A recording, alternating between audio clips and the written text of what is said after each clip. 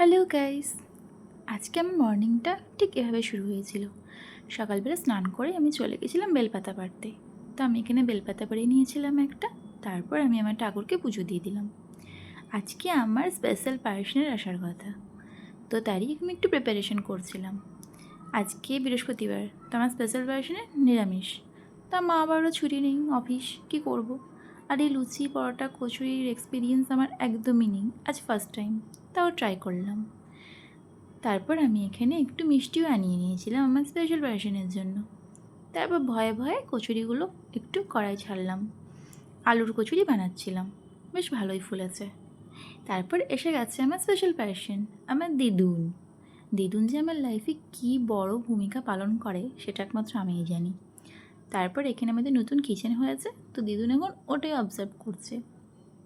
Observe করার পরে তারপর যেমন হয় একটু আদর। এখানে দিদুন আমার জন্য কত কিছু নিয়ে এসেছে। তারপরে এটা ছিল আমার ফাইনাল প্রিপারেশন আমার দিদুনের জন্য। একটু আলুর কচুরি, মিষ্টি, সিমাই, আলুর তরকারি, লস্যি। তো দিয়ে তারপর জিজ্ঞেস করলাম কেমন হয়েছে খেতে।